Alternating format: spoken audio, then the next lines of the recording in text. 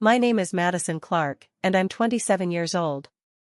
3 months ago, I woke up from a coma to find my hospital room completely empty, with nothing but wilted flowers scattered across the windowsill like forgotten promises. My parents, Richard and Helen Clarke, had been my world until a devastating car accident shattered everything we once shared. They visited religiously for weeks, holding my hand and whispering prayers, but mounting medical bills and their growing certainty that I'd never recover slowly poisoned their devotion. What they didn't know was that I'd been conscious for an entire month, trapped in my motionless body, forced to listen as they discussed pulling my plug and moving forward with their lives without me. Before we dive into this unbelievable story of family betrayal and ultimate revenge, let me know where you're watching from in the comments below. If you're ready to hear how I turned the tables on the people who abandoned me when I needed them most, smash that like button and hit subscribe because this journey gets absolutely wild. Trust me, you won't believe what happens when they finally discover the secret I've been hiding from them my entire adult life. The fluorescent lights above my hospital bed hummed with the same monotonous drone that had become the soundtrack to my nightmare. When I first regained full consciousness, I thought the emptiness around me was temporary. Maybe my parents had just stepped out for coffee or gone home to shower. But as hours turned into days, and those days stretched into an agonizing week, the terrible truth began to crystallize in my mind like ice forming over a once warm lake. The nurses spoke in hushed tones outside my door, their conversations floating through the thin walls like smoke carrying the scent of my family's betrayal. The Clarke girl in room 312, one would whisper to another, her family stopped coming around 2 weeks ago. Stopped paying the bills too. Social services will have to get involved soon. My heart, which the machines confirmed was beating steadily, felt like it was shattering into 1,000 pieces with each revelation. Through fragmented conversations I overheard between shifts, I learned that my younger brother Tyler, just 24 and always the gentler soul between us, had fought our parents tooth and nail about abandoning me.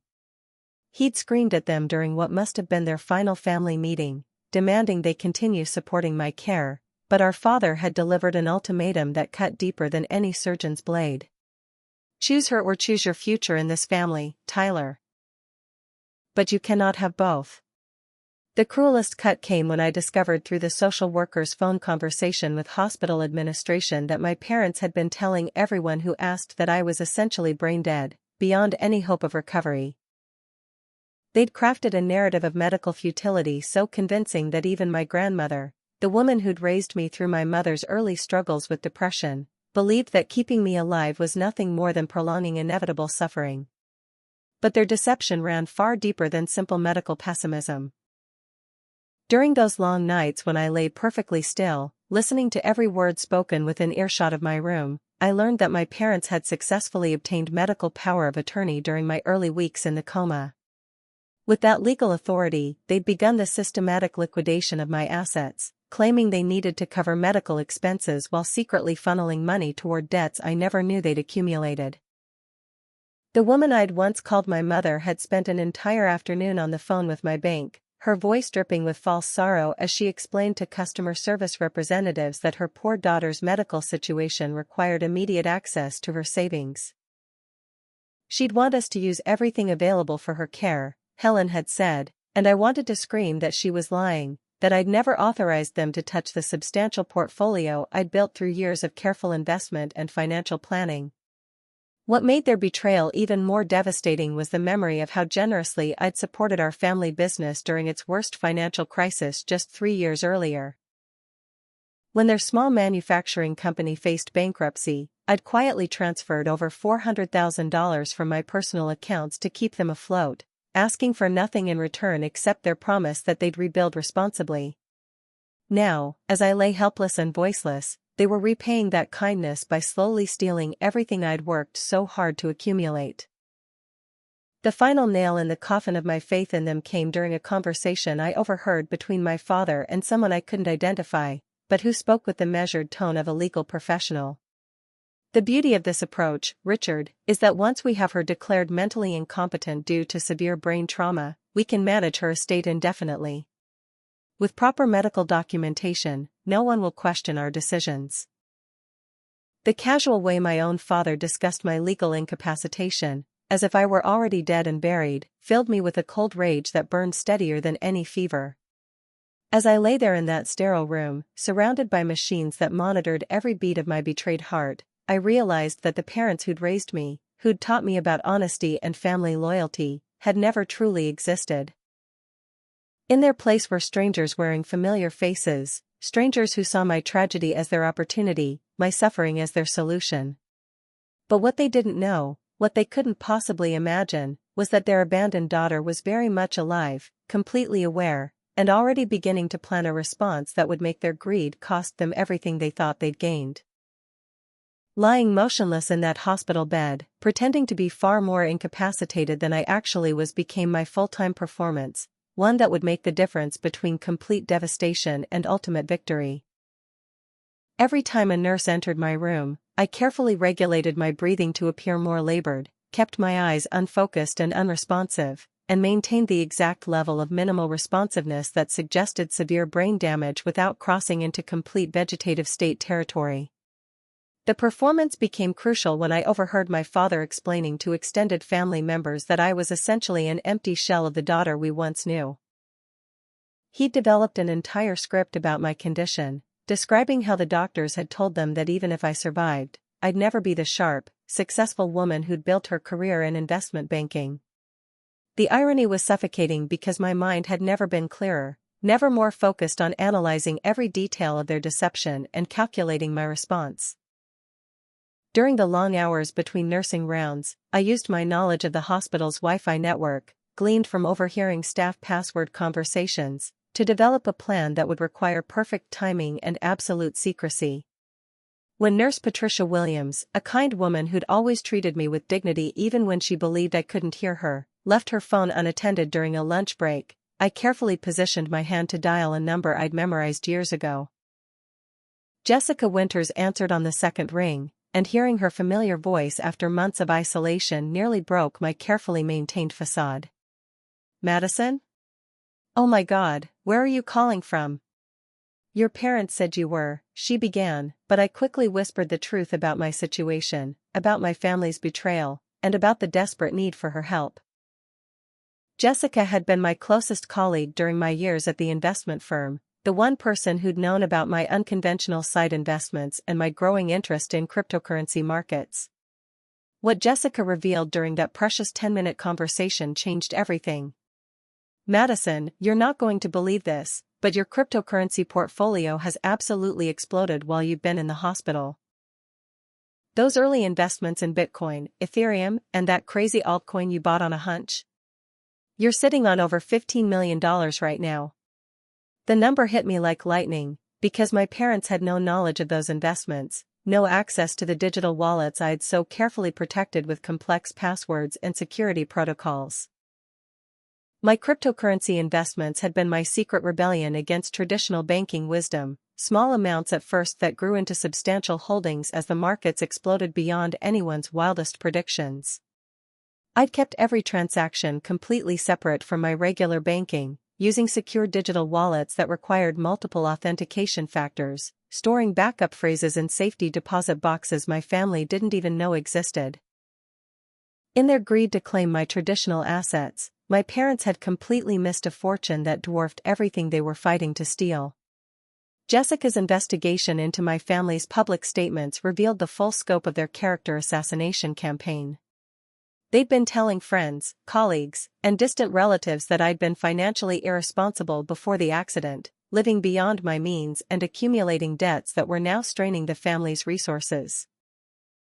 They're painting you as someone who was barely keeping her head above water financially, Jessica reported, making themselves look like martyrs who are sacrificing their own stability to pay for your medical care.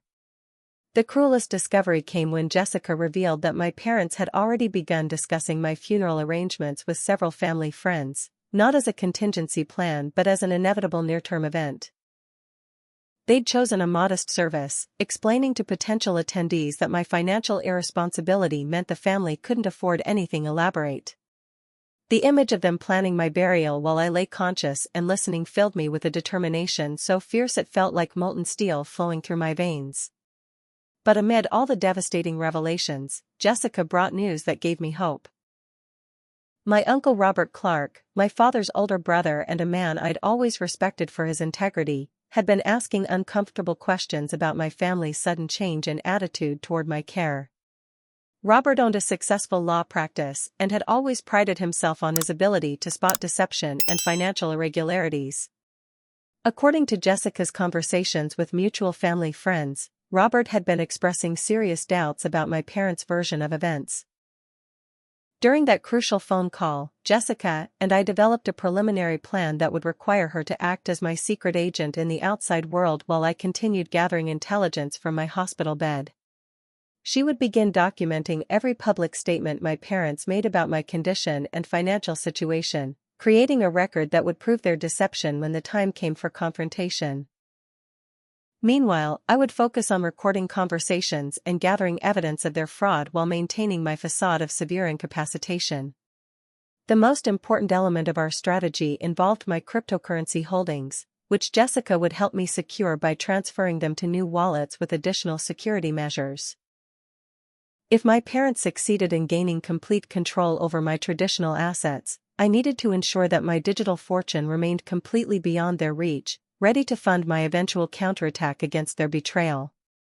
As I ended that call and carefully replaced the nurse's phone exactly where she'd left it, I felt something I hadn't experienced since waking up in this nightmare. For the first time in weeks, I felt like Madison Clarke, the investment banker, the strategic thinker who'd built a fortune through careful planning and calculated risks, was still alive inside this broken body. My parents thought they were inheriting from a helpless victim, but they were actually stealing from someone who was about to become their most dangerous opponent. The sound of heavy footsteps approaching my room late one evening broke the usual pattern of soft-soled nursing shoes and squeaking gurneys that had become my world's soundtrack.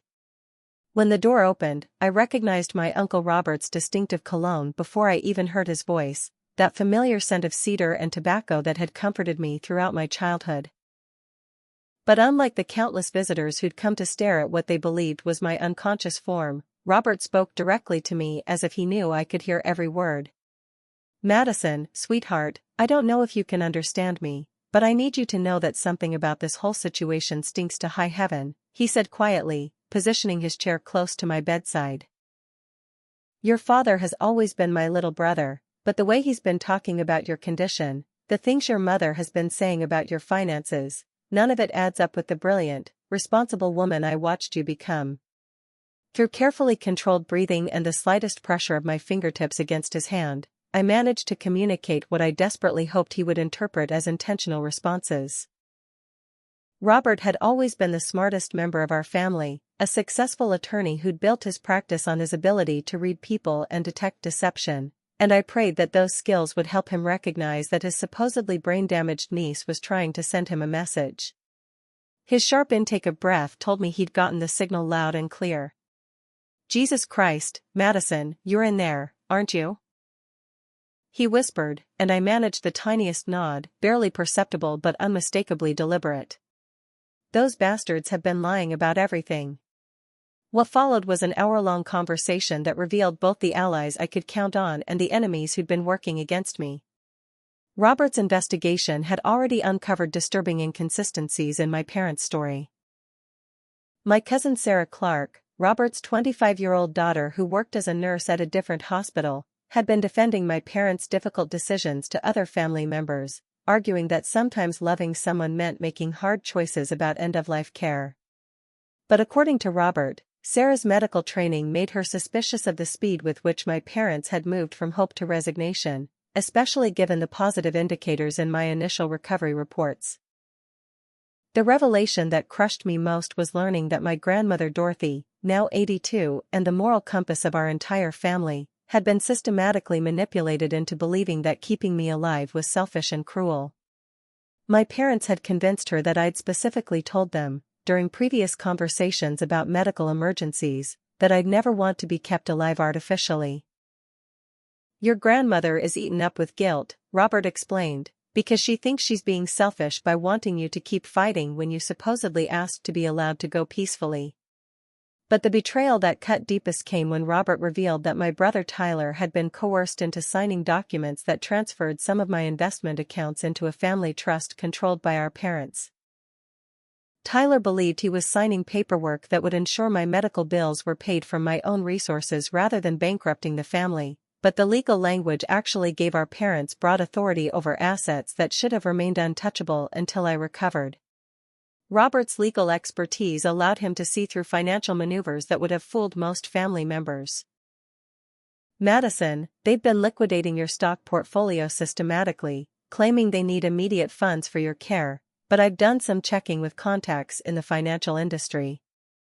Your medical bills, even for intensive long-term care, wouldn't require anywhere near the amounts they've been withdrawing." The most shocking revelation involved my childhood friend Amanda Foster, someone I'd trusted with my deepest secrets throughout high school and college. According to Robert's investigation, Amanda had been actively spreading gossip throughout our social circle about my supposed financial troubles and unstable lifestyle before the accident. She'd been telling mutual friends that I'd confided in her about mounting debts, romantic disasters, and career pressures that had been driving me toward a breakdown. "Amanda's been very helpful to your parents," Robert said with obvious disgust, providing them with character witness testimony about your alleged mental state before the accident. "She's been telling people you'd been drinking heavily, making poor financial decisions, and even hinting that the crash might not have been completely accidental." The web of deception extended beyond family and friends into professional territory that could have destroyed my future even if I made a full recovery. Robert had discovered that my parents had contacted my former employer at the investment firm, suggesting that my accounts should be audited for irregularities because they suspected I might have been embezzling money to cover personal debts. Although the audit found no evidence of wrongdoing, the very suggestion had damaged my professional reputation within an industry that valued trust above all other qualities. But amid all these devastating revelations, Robert offered something I desperately needed: a plan for fighting back. His legal connections could provide independent medical evaluations that would contradict my parents' claims about my condition, while his financial expertise could trace exactly where my stolen assets had gone and build a case for recovering them. Most importantly, he could work with Jessica to gather evidence without alerting my parents that their supposedly unconscious daughter was orchestrating an investigation into their crimes. As Robert prepared to leave that night, he squeezed my hand with the firmness of someone making a solemn promise. "Madison, I'm going to make sure they pay for what they've done to you. Your father may be my brother, but what he and your mother are doing is criminal, and I won't let them get away with it." The determination in his voice gave me strength I hadn't felt since waking up in this nightmare, because for the first time since discovering my family's betrayal, I wasn't facing the fight alone. The alliance between Robert, Jessica, and myself represented a combination of legal expertise, financial knowledge, and insider access that my parents couldn't match. They'd made the fatal mistake of assuming their victim was helpless, but they were about to discover that their daughter had inherited more than money from her family. I'd also inherited Robert's strategic mind and our grandmother's fierce sense of justice, qualities that would serve me well in the battle ahead. The morning my parents returned to finalize their ultimate betrayal, I could smell my mother's perfume from down the hallway, that cloying floral scent that had once meant comfort but now announced the approach of my executioner. They entered my room with an entourage that included their family lawyer Dennis Murphy, a thin man with nervous hands who kept adjusting his tie as if it were strangling him, and a woman I didn't recognize who carried a briefcase full of what I assumed were the legal documents that would seal my fate. My father's voice carried none of the warmth I remembered from childhood as he explained to the hospital administrator that they'd made the difficult decision to transfer me to a long-term care facility with minimal life support.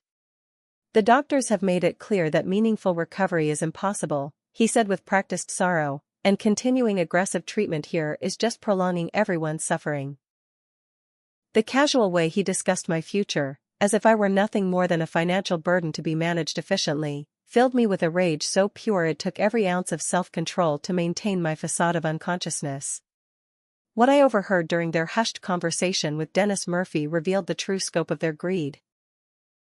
The long-term care facility they'd chosen wasn't selected for its quality of care but for its willingness to accept patients whose families wanted minimal oversight of their condition.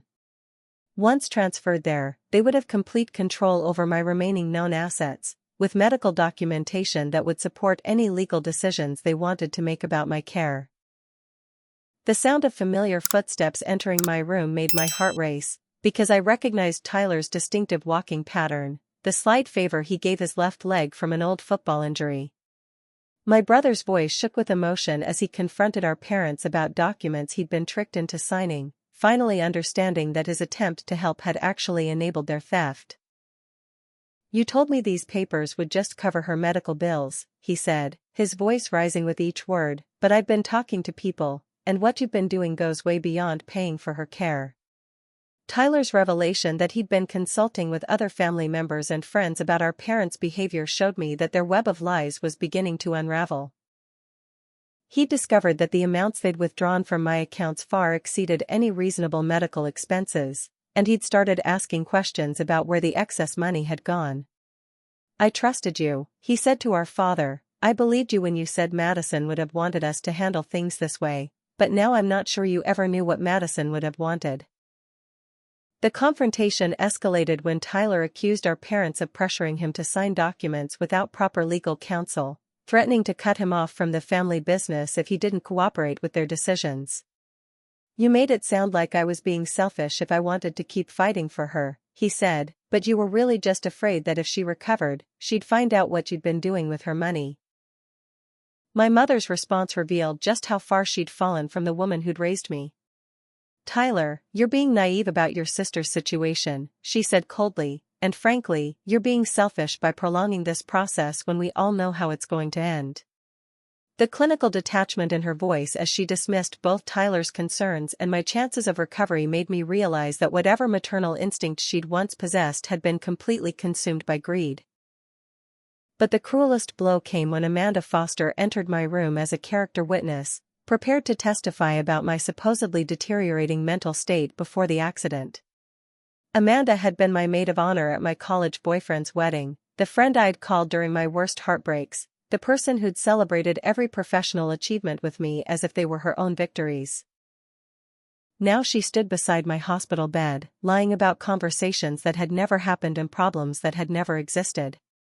Madison had been struggling for months before the accident, Amanda told the legal team with convincing sincerity. She'd been drinking more than usual, making impulsive financial decisions, and she'd confided to me that she sometimes felt like her life was spiraling out of control. Every word was a fabrication designed to support my parents' narrative that I'd been mentally unstable and financially irresponsible, creating legal justification for their decision to take control of my assets. The recordings she'd made of our conversations, which she presented as evidence of my psychological problems, had been so carefully edited that they transformed normal discussions about work stress and relationship challenges into apparent confessions of serious mental health issues. She'd taken my complaints about difficult clients and turned them into evidence of paranoid thinking, transformed my jokes about retail therapy into proof of compulsive spending, and edited my casual mentions of wine with dinner into admissions of alcohol dependency. But Amanda's betrayal went beyond simple testimony. According to what I overheard from Dennis Murphy's phone conversations with his associate, she'd been providing my parents with detailed information about my personal life, professional relationships, and financial habits for months before the accident. Her friendship with me had apparently been nothing more than an intelligence-gathering operation designed to help them build a case for their eventual legal moves. The final piece of their conspiracy involved my former employer at the investment firm, where they'd successfully planted seeds of doubt about my professional integrity. They'd convinced my former boss that I'd been acting erratically before the accident, suggesting that an audit of my client accounts might reveal irregularities that would explain my supposed financial troubles. Although no evidence of wrongdoing was found, the investigation itself had created professional damage that would follow me if I ever tried to return to the financial industry. As I lay there listening to them systematically destroy my reputation, my relationships, and my future, I felt something shift inside me. The naive daughter who'd trusted her family's love and assumed her friend's loyalty was dying, replaced by someone harder, smarter, and absolutely committed to making them pay for every lie they'd told and every dollar they'd stolen. They thought they were burying Madison Clarke, but they were actually creating someone far more dangerous than the trusting young woman they'd betrayed.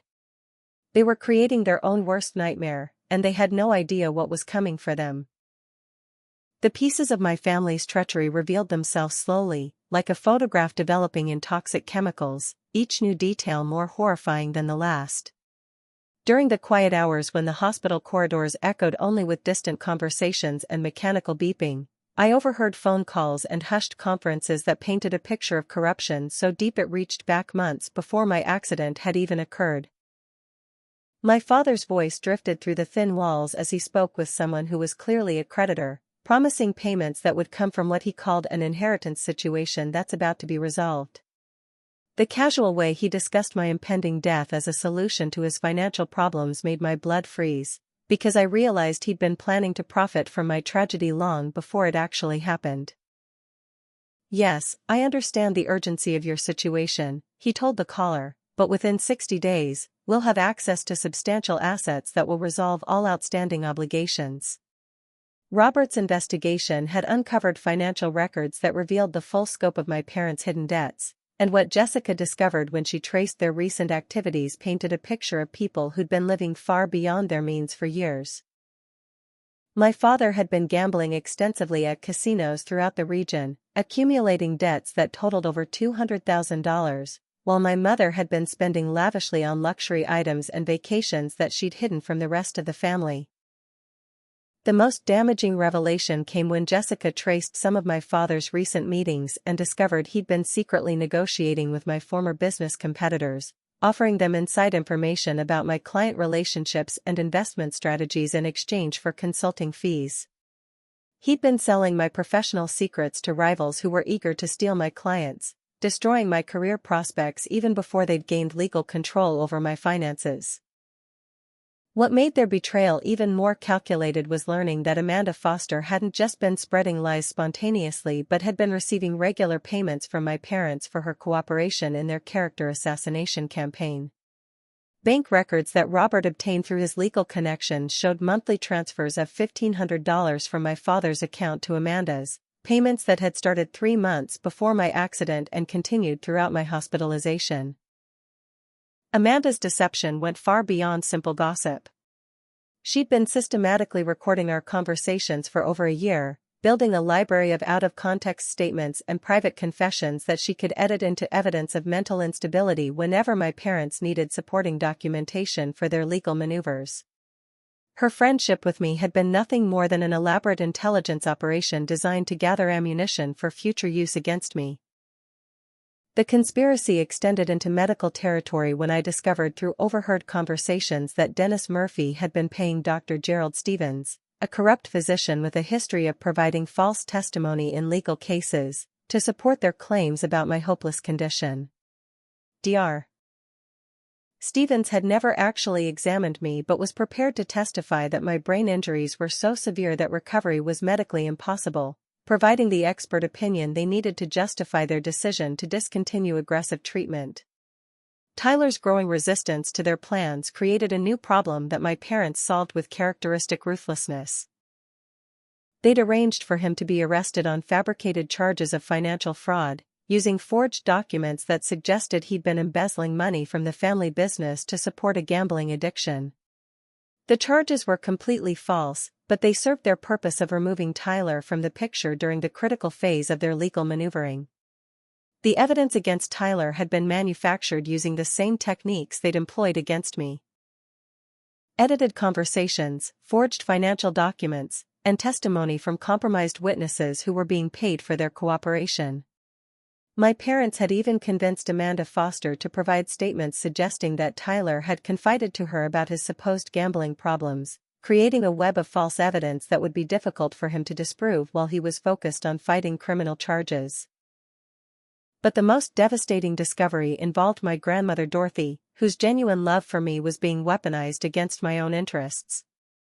My parents had convinced her that I'd made specific requests about end-of-life care during previous family discussions, claiming that I'd told them I'd never want to be kept alive artificially if I couldn't live independently. These conversations had never happened, but my grandmother's advancing age and her deep trust in her son made her an unwitting accomplice in their deception. Jessica's investigation revealed that my parents had been systematically isolating potential allies and discrediting anyone who might question their decisions. They'd spread rumors that Robert was motivated by greed and his criticism of their choices, suggesting that he was hoping to inherit some of my assets himself if they could be prevented from taking control.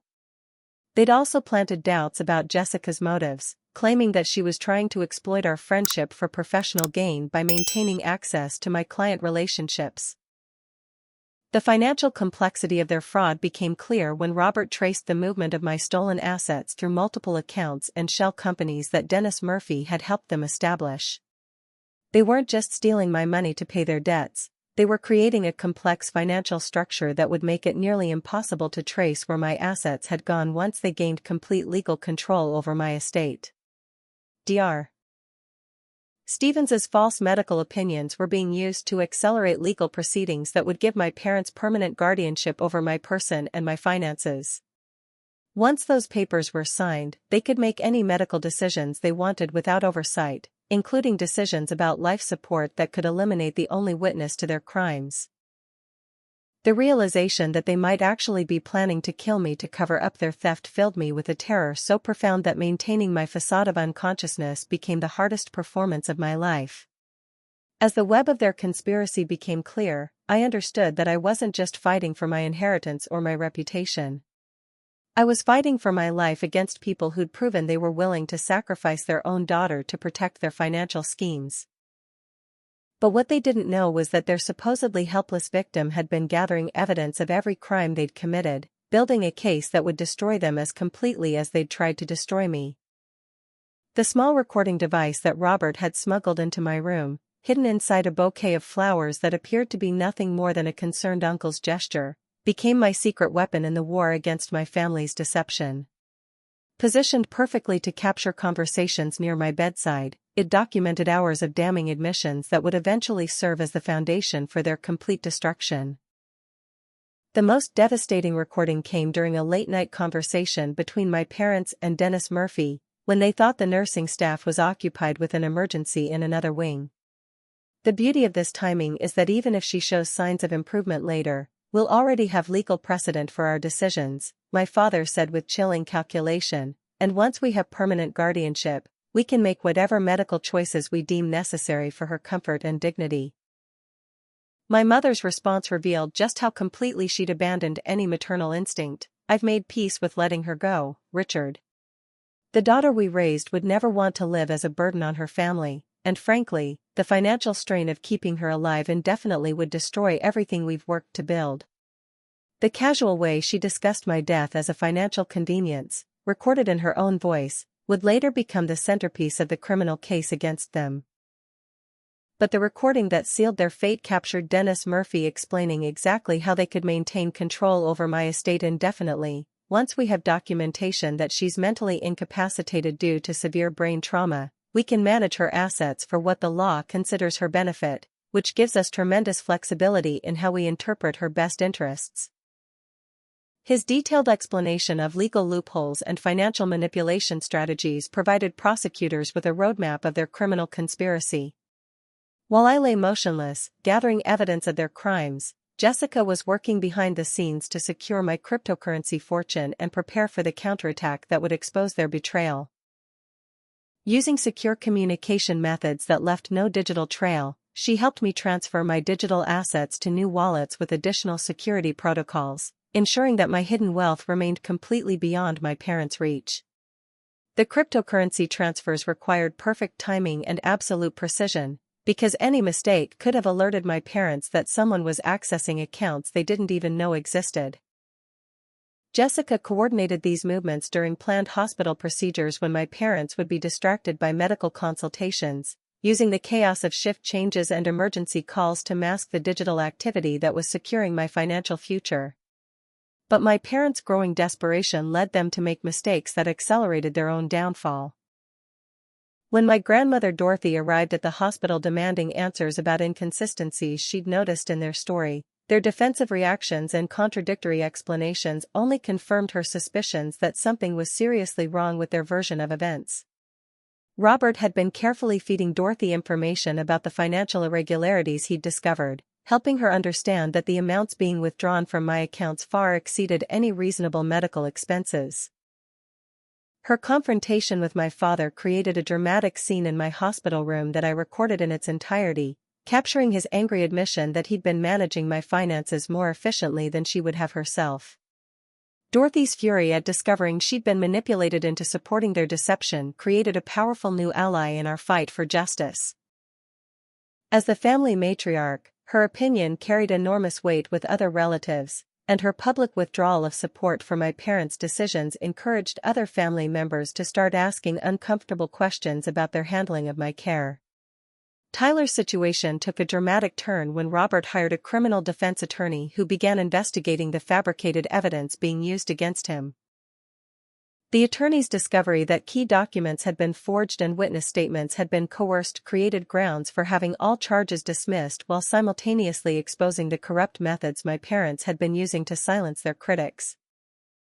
The investigation into Tyler's false charges revealed a pattern of document forgery and witness tampering that extended far beyond his case, providing law enforcement with evidence of broader criminal activity that implicated my parents, Dennis Murphy, and Dr. Stevens in a conspiracy that reached back months before my accident.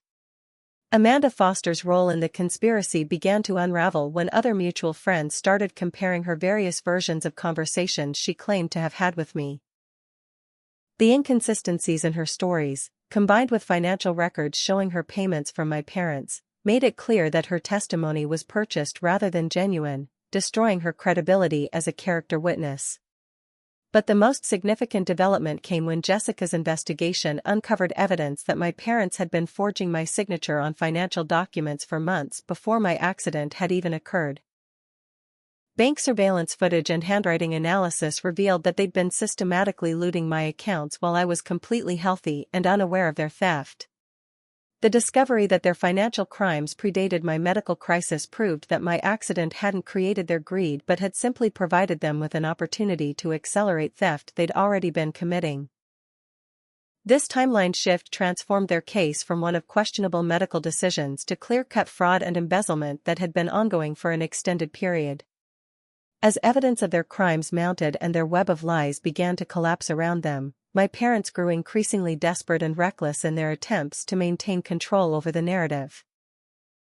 But every move they made to silence critics or destroy evidence only provided more documentation of their guilt, creating an ever-expanding case file that would eventually ensure their complete destruction.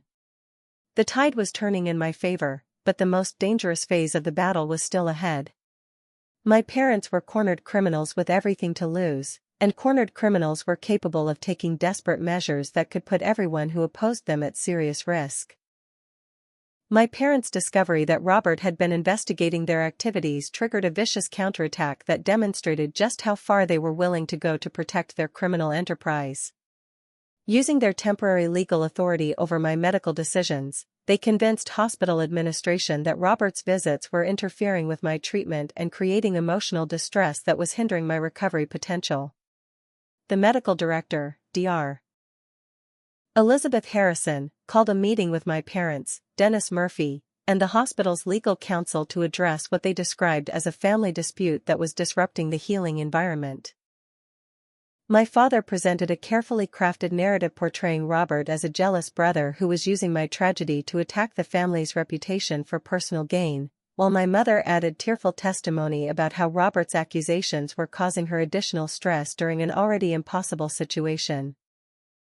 Dennis Murphy supported their claims with legal documents suggesting that Robert's interference could be grounds for a restraining order that would keep him away from the hospital entirely. "Our clients are dealing with the most difficult decision any parent can face," he told the medical director, "and they shouldn't have to defend their choices against family members who are more concerned with financial inheritance than with Madison's actual welfare." The hospital's decision to ban Robert from visiting me eliminated my most important ally and cut off my primary source of communication with the outside world. Without Robert's regular visits, I lost my ability to coordinate with Jessica and monitor the progress of our investigation into my parents' crimes. The isolation was crushing, but it also revealed just how thoroughly my parents had managed to control the narrative around my condition. Dr. Gerald Stevens's fraudulent medical opinion gained new credibility when he convinced Dr. Harrison that my condition was deteriorating rapidly and that continued aggressive treatment was causing unnecessary suffering. His false testimony about my neurological status provided medical justification for my parents' request to transfer me to a minimal care facility where they could make end-of-life decisions without ongoing oversight from specialists who might question their conclusions. The transfer to Meadowbrook Extended Care Facility represented the beginning of the final phase of my parents' plan to eliminate me as a witness to their crimes. Meadowbrook was notorious among medical professionals for accepting patients whose families wanted minimal scrutiny of their care decisions, and the facility's isolated location made it nearly impossible for concerned relatives or investigators to monitor what happened to patients once they were admitted. But the cruelest blow came when Tyler was arrested on the fabricated fraud charges that my parents had orchestrated through Dennis Murphy's connections with corrupt law enforcement officials.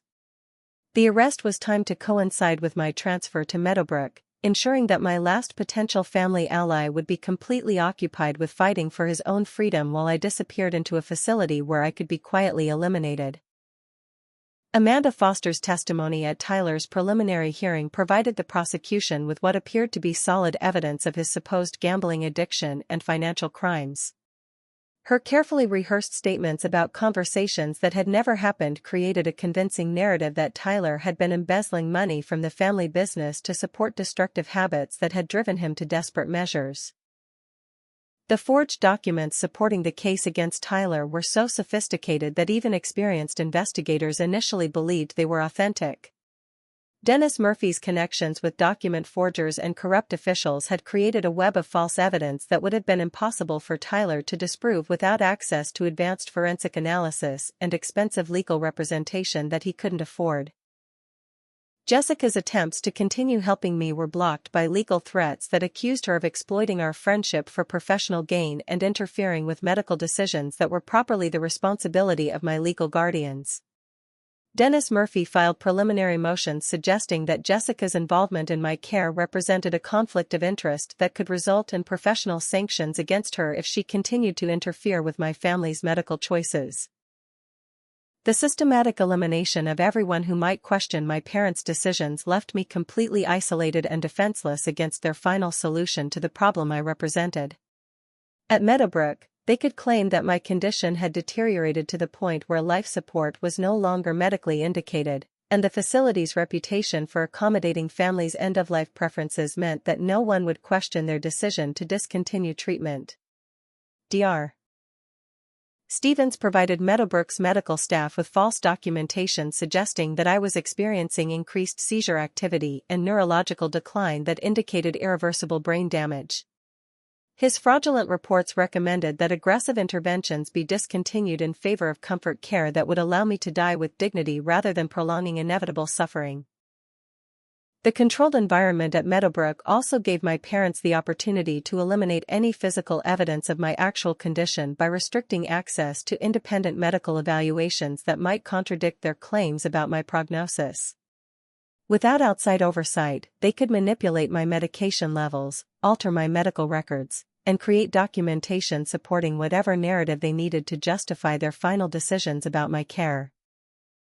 But what my parents didn't realize was that their systematic destruction of my support network and their increasingly desperate measures to silence opposition were actually creating evidence of their guilt that would be impossible to explain away. Every fraudulent document, every bribed witness, every corrupt official who cooperated with their schemes was creating a trail of evidence that would eventually lead investigators directly to them. The isolation and terror of those weeks at Meadowbrook, where I lay helpless while my parents finalized their plans to kill me, tested my resolve in ways I'd never imagined possible. But knowing that Robert, Jessica, and Tyler were all fighting for me in their own ways, despite the obstacles my parents had placed in their path, gave me the strength to continue my performance and wait for the opportunity to strike back at the people who'd betrayed everything I'd once believed about family, love, and loyalty. The cryptocurrency knowledge that my parents had never known I possessed became the foundation for the most sophisticated revenge campaign they could never have imagined. Using the blockchain technology's permanent record-keeping capabilities, I began creating an untraceable digital trail that documented every transaction, every fraudulent transfer, and every illegal movement of my stolen assets with timestamps and wallet addresses that would be impossible to dispute in court. During the brief moments when Meadowbrook's nursing staff left me unattended, I used my understanding of the facility's patient monitoring systems to access their Wi-Fi network and execute transfers that would secure evidence of my parents' crimes in digital storage locations they couldn't possibly discover or destroy. Each cryptocurrency transaction created permanent blockchain records that would serve as irrefutable proof of their theft, while my careful documentation of their conversations created a comprehensive case file that prosecutors would find impossible to ignore. The investigative journalist Michael Torres received his first anonymous tip about the Clarke family financial scandal through encrypted communication channels that I'd established using my knowledge of digital privacy tools. Michael's reputation for exposing white-collar crime and his extensive network of sources in law enforcement made him the perfect weapon to deploy against my parents' carefully constructed web of lies and corruption. Michael's initial investigation confirmed everything Robert had suspected about my parents' financial irregularities and revealed additional crimes that even our family investigation had missed. His discovery that Dennis Murphy had been running similar schemes with other families provided law enforcement with evidence of a pattern of elder abuse and fraud that extended far beyond my individual case. The FBI's Financial Crimes Division received anonymous tips that included detailed documentation of my parents' money laundering operations, their use of shell companies to hide stolen assets, and their conspiracy with corrupt medical professionals to provide false testimony in legal proceedings. Each tip was carefully timed to coincide with other evidence that would corroborate the anonymous claims and build an unstoppable case against everyone involved in their criminal enterprise. Robert's investigation from outside the system had been generating evidence that perfectly complemented the anonymous tips being received by law enforcement, creating a convergence of information from multiple sources that made the case against my parents appear even stronger than it actually was. His legal expertise helped him present evidence in ways that would be most useful to prosecutors while avoiding any appearance of coordination with the anonymous tipster whose identity he genuinely didn't know. Jessica's coordination with my former colleagues at the investment firm provided investigators with professional analysis of the financial transactions that proved my parents' claims about my supposed incompetence were completely false. Her documentation of my actual financial acumen and investment success created a stark contrast with the narrative of irresponsibility that my parents had been promoting to justify their control over my assets. My grandmother Dorothy's decision to hire an independent attorney to challenge my parents' guardianship created legal proceedings that would require extensive documentation of my actual condition and financial status, forcing my parents to submit to scrutiny that would expose all the lies they'd been telling about my health and their management of my care. Dr. Stevens's involvement in multiple fraudulent medical opinions finally caught the attention of state medical licensing authorities when anonymous tips provided them with evidence of his pattern of providing false testimony in exchange for payment from interested parties. The investigation into his professional conduct opened up legal vulnerabilities for everyone who had used his services to support fraudulent claims. Tyler's case took a dramatic turn when evidence emerged that the documents supporting his prosecution had been forged using the same techniques employed in other cases connected to Dennis Murphy's law practice. The forensic analysis that cleared Tyler also provided law enforcement with evidence of a sophisticated document forgery operation that had been used to manufacture evidence in multiple criminal and civil cases. Amanda Foster's financial records revealed not only her payments from my parents but also evidence that she'd been providing similar services to other families involved in inheritance disputes and medical guardianship cases. Her testimony in multiple legal proceedings was suddenly suspect, destroying her credibility as a witness and exposing a network of paid character assassination services that had been corrupting legal proceedings throughout the region. The timing of my miraculous recovery was carefully coordinated to coincide with the FBI investigation into my parents' financial crimes, ensuring that my emergence from supposed unconsciousness would provide law enforcement with a star witness whose testimony could corroborate all the evidence they'd been gathering through anonymous tips and independent investigation. My first recorded statement as a recovered patient detailed not only my parents' betrayal and theft but also provided first-hand testimony about their discussions of ending my life to cover up their crimes. The recordings I'd made during my months of supposed unconsciousness became powerful evidence that prosecutors could use to prove intent and premeditation in their criminal conspiracy. The revelation of my cryptocurrency fortune, which had grown to over $18 million during my hospitalization, demonstrated that my parents' claims about my financial irresponsibility were not only false but completely contradicted by my actual investment success. The contrast between their narrative of my supposed incompetence and the reality of my financial achievements made their theft appear even more calculated and malicious.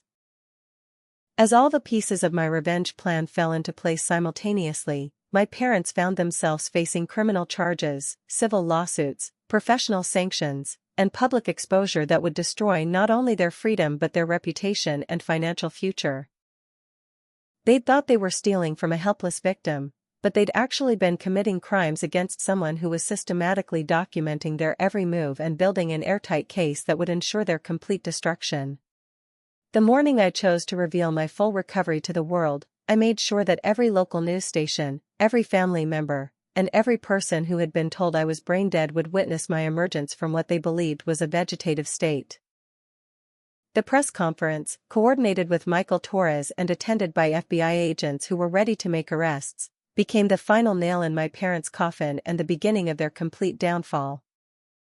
Sitting up in that hospital bed, speaking clearly and coherently for the first time in months, I watched my parents' faces transform from shock to horror to the terrible realization that their supposedly unconscious daughter had been awake for everything, had heard every conversation, had recorded every admission of guilt, and had been systematically building the case that would destroy them. The look of absolute terror in my father's eyes when he realized what I'd done was worth every moment of suffering I'd endured during those months of helpless listening. My detailed testimony about the conversations I'd overheard during my supposed unconsciousness provided prosecutors with evidence that no amount of legal maneuvering could discredit or explain away. When I played recordings of my parents discussing my death as a financial convenience, admitting their theft of my assets, and planning to eliminate me as a witness to their crimes, the courtroom fell silent with the weight of their absolute guilt. The FBI's arrest of my parents, Dennis Murphy, and Dr. Stevens on charges of fraud, conspiracy, elder abuse, and attempted murder created a media sensation that destroyed any remaining sympathy they might have received for their supposedly difficult decisions about my medical care. The evidence that they'd been stealing from me before my accident and had used my tragedy as an opportunity to accelerate their crimes eliminated any possibility that their actions could be explained as misguided love or financial desperation. Dennis Murphy's law practice collapsed when investigators discovered that the document forgery and witness tampering in my case were part of a larger criminal enterprise that had been corrupting legal proceedings for years. His cooperation with prosecutors in exchange for a reduced sentence provided additional evidence against my parents while exposing other families who had been victimized by similar schemes. Dr. Stevens's medical license was permanently revoked when the state medical board concluded that his false testimony in multiple cases represented a pattern of professional misconduct so severe that he could never be trusted to practice medicine again. His conviction on perjury and fraud charges ensured that he would spend years in prison contemplating the destruction of a career he'd sacrificed for relatively small payments from corrupt attorneys and desperate families. Amanda Foster's role in the conspiracy earned her charges of conspiracy to commit fraud and perjury that destroyed her reputation and her career in the healthcare industry where she'd been working. Her tearful apology during sentencing, claiming she'd been manipulated by my parents into believing her lies were somehow helping me, rang hollow in the face of evidence showing the substantial payments she'd received for her cooperation. Tyler's public apology to me, delivered with genuine remorse and obvious pain at having been used as a weapon against his own sister, began the slow process of rebuilding a relationship that had been nearly destroyed by our parents' manipulation. His testimony about the coercion and threats he'd faced from our parents helped prosecutors understand the full scope of their control over family members who might have otherwise questioned their actions.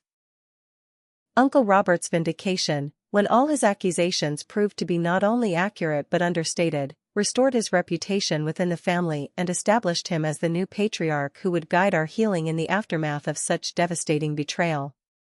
His legal expertise proved invaluable in recovering the assets my parents had stolen and ensuring that their criminal conviction would prevent them from ever profiting from their crimes.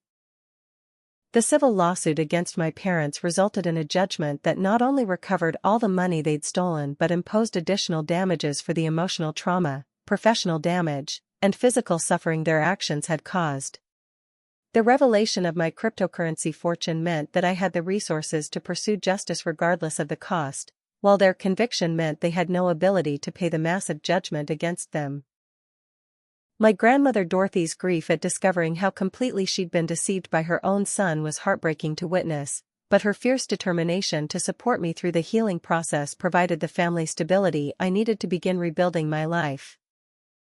Her admission that she'd always known something felt wrong about my parents' decisions, but had trusted them because she couldn't imagine they would lie about something so important, helped our family understand how skilled manipulators could deceive even the wisest people.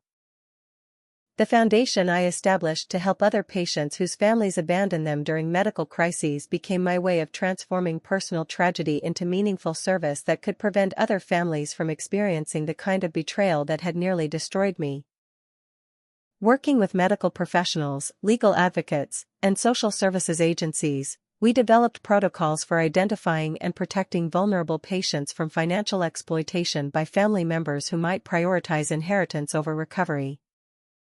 My return to the financial industry, supported by colleagues who'd watched my professional reputation survive my parents' character assassination campaign, proved that talent and integrity could overcome even the most sophisticated attempts at destruction. The cryptocurrency investments that had saved me became the foundation for a new financial consulting practice that specialized in helping clients protect their assets from exactly the kind of family fraud I'd experienced. The therapy that helped me process the betrayal, the rage, and the deep sadness of losing the parents I'd once loved taught me that healing was possible even from wounds that seemed fatal. Learning to trust again, to build new relationships while maintaining appropriate caution, and to find peace despite the terrible knowledge of what people were capable of doing to those who loved them became the most important work of my adult life. The scars from those months of helpless listening while my family planned my death will never completely fade, but they've become proof of my resilience rather than symbols of my victimization. Every time I speak publicly about family financial fraud, every time I help another abuse victim fight back against their exploiters, every time I use my resources to protect someone who can't protect themselves, those scars remind me that survival is only the beginning of recovery. My parents' conviction and imprisonment brought legal justice, but the real victory was discovering that I could rebuild a life worth living despite everything they'd taken from me.